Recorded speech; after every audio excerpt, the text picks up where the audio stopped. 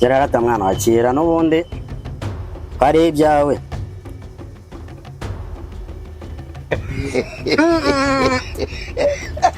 Aha. No byanga ndabirya. Akira sha.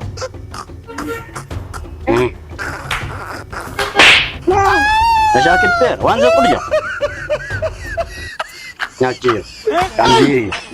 No byanze. Ya mugabo tugomba kumusura byatari ngo yagize ibibazo ngo umugore yaramutaye. Ikibazo. Si ucyo ngicyo urumva atari ikibazo. Cyangwa umugore yaramutaye byahatase. Buriya kwere koko buriya byatewe n'iki? Ewana amacane none se amakuru y'iminsi. Ngo zubu niko zimeze. Ewana amacane sha. Ewana twatuburanye kabisa. Amakuru yanjye nyine abari kwakundi tumba ndimo nshakisha hirya no hino. Hakoze amacane. Ako nizere ko azanye n'abantu yatumutema basi. Macanisha ewana ngenda mugura ikiro cy'isukari kabisa kuko uriya mwana ndabona sinzi ko bimeze. Ndamugurira igikoma. Igikoma? Macani tugire tubanze turebe kabisa. Reka tugire nta kibazo. Kiduki. Yewe. Ya.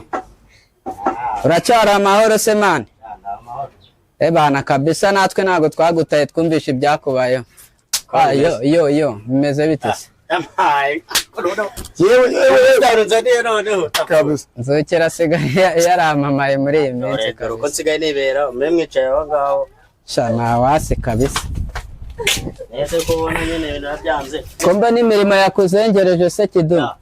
Bitanje nese kusubiza byambaye. Ariko umugore agira akamaro bose yantanye mwana. Umugore agira akamaro. Bazanira akantu ko konsa. Nese bari ikintu usigaranye Kidu. Narakana mba nahishe. Uracyari kwa kundi akanyota rwose wasanga n'ubundi kugira ngo ugabanye stress hano hari agacuma mba nahishe. Ufite akantu icyo nemerera Kiduki urantwikira byatari ariko ndabona abana bari kujya bakura. Abana barimo barakura dore. Nese sha Kidu ndakumva bro. Umugore se mwapfuye ikimana? Nagize ko mwari mubanye neza. Barabizi ndi umufundi hirya no hirya. Maragiye guhiga urabizi. Ya. Hano muri iki cyaro wakwicara ugatungwa n'iki? Yes. Nashi nsanga abana batanu bose bari mu nzu. Yarabataye rero. Burundu. Baza abaturanyi baza buri umwe wese. Batereka da. Ukeka ko yagiye. Aho twatujya amatwa amafuti twagukozeho muri iyi minsi se tukamaniga nkanjye. Wasanga ari bwa wundi bw'amafuti nk'amwe mwese. Wasanga nawe kandi wari urimo. Kido ntago nagwemukira turi inshuti wanjye. Wari urimo amenya nayakura witonde. Ubundi yavuyemo. Wari kujyayo. Niko. Bera nkwehere ibiryora. Rebe kantu wamuramiza nyine ndabona ari hatari. Arimaze kumuhereza utungutu. Ngamwe nkwehere dore. Gihe kizajya kigera n'imirimo yo mu rugo tuyikore. Nese kare ko bigomba kugenda. Nyayemo yabyujuje. Kabisa. Ako rero abagore bafite akamaro nubwo nyine bageraho bakigira nabi. Ase shawe ko mbona wagahejeje byatari. Urabona nje Kidomoro abanyakiriye nk'umuntu w'inshuti yanjye. Kabisa rwose bandebere no kuri kwimana rwose. Singombwa nguko yari koko. Akamwana. Yashaho nimero kugusanga hano wasanga nawe wamutwaye nawe urimo. Uvuze ngo iki? Yashabure nagisanze hano. Kigenda kibunda. Ariko wasanga utagoye mukiye. N'ukuri kwimana. Ikinyoma kitambaye gusa. Naragisanze kibunda hari ahetse. Urabeshya. Ntago nyibeshyera. Sha. Burya koko. Abimbwiye ukuri. Ariko sha Kidu reka mbanze nkubaza. Ni izina ry'Imana cyangwa dufitanye urumva narenga nkajya mu kiryamo cyawe. Ngo ki? Rega bagateranya imiryango ntago babura. Ahubwo aka kantu musomejeho karamurangira. Oya, niyo ujya ndakubeshya. Tuzabaza ya mugore wa hano haruguru yarakubonye urimo wigira nk'igikeri ureba hano haruguru. Ntago ari kuvuga ngo bamaye ko kumwe. Oya, umukabeshya. Banza witabe izo nshoreke zawe. Izo nshoreke zanjye zihorere tubanze tuvuge ku kibazo cya Kiduki. Kiduki ni inshuti yacu gusa nyine Kidu twiganiraga turabavandimwe urumva se twamenye ibyakubayeho. Kidu ibyo ni ibiganiro bisanzwe wanje. Komeza uteke nta ribi. Ese shaka ko nyine gusubona umwanya wo kujya gukora. aha n'ubu mugana nari mvuye mu muganda hari hirya dore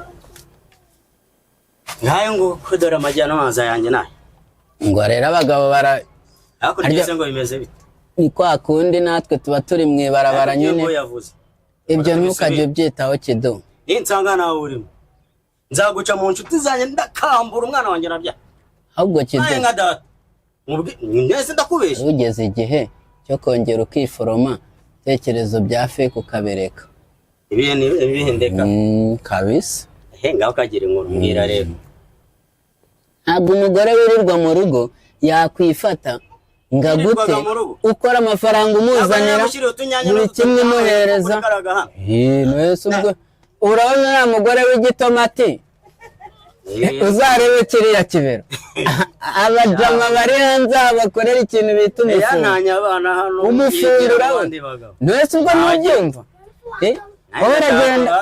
uragenda ukirirwa uhenangwa ku gikwa uhenura akatabuze mu rutoki niki icyuya cyawe kimanuka uza wananiwe wikubita hariya urabona kiriya kibero cy'uriya mugore shaho kido n'abajama bari hanze ahangaha barakoze kofi zarabyimbye bya hatari urabibona urumva se ubwo rero ugomba kubyitondera oya uri muri amubesha zana baza n'isomero wanasomye na kenshi tuzabaza uriya mugore tuzarebe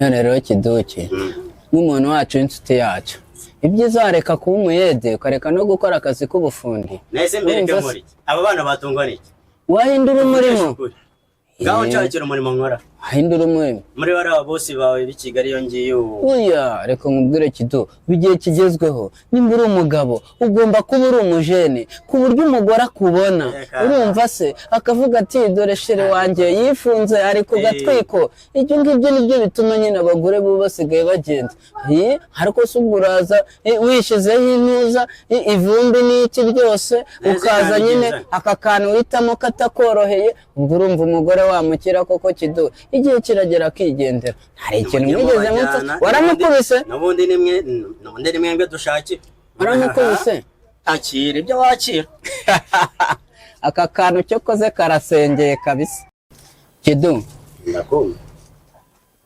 nyine ubwo ni ugukomeza ukabyihanganira tu twakuganiriyeho turakwiyongoza ariko nyine twahatakaye gusa twagira ngo tumenye ukuntu bimeze kuba muje no kundeba ariko nta nubwo twa tunaherukanye hashize amezi 6 yose inkuru yabaye kimomo kwiseta no kwirigara twarabyumvise nese aranahaza niki umugore yaragukatiye byatare ako se kido ntago waba waribuze mu buriri ko biriya nabyo bijya bigira ikibazo ntago waba waribuze mu buriri sha yanshinje iki se ntumugaburira ukuri kwima nese nusanze ndi guteka ibiryo byaduhaza turi babiri n'abana 5 amara nazakujyana kwa muganga nimbisuzuma ariko nabwo ibiryo bitarashya namibazane utonde tuntu muri kurya ndabizibona mwe muri kwiro ntago twaje kugusahura ibiryo ariko ntago byari byashya bihiye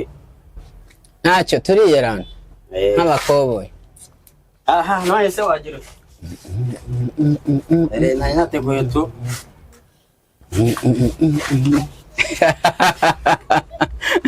nese kido usigaye utunzwe n'amapera mani none nkora iki ayaya umuntu usuzugura ibyo bamuhaye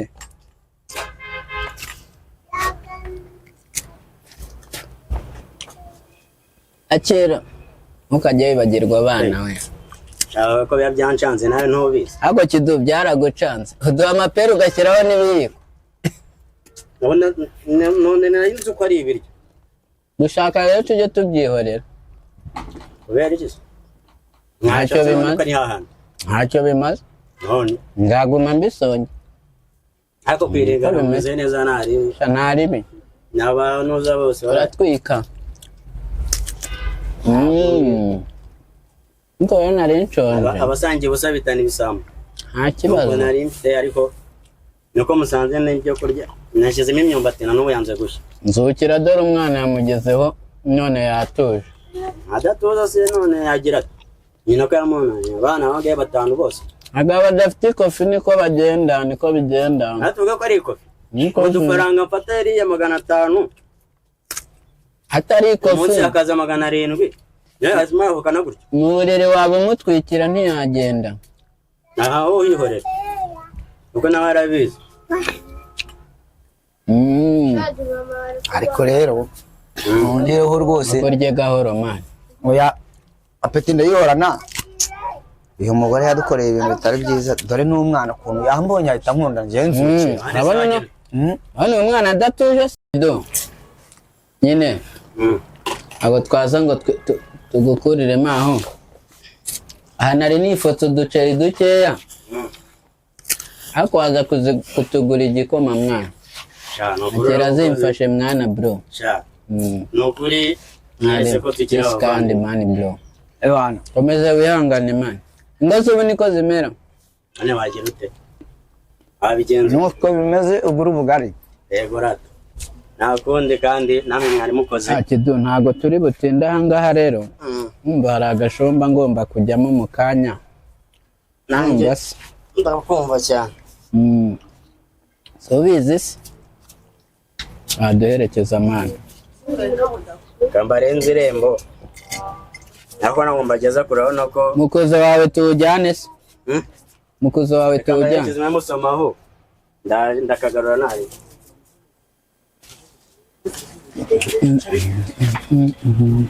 abo ndahawe cyane nako mwari mukoze kido nta wasi nyine ntawe ubutato ntawe ubutato kanjanira handi hari ndimo ndaza nari kido reka tube tugucitse ntare umusaza umva se kandi murakoze mu rusimbwe 5 yego kido ntare tuzagaruka komeza wihangane nta wasi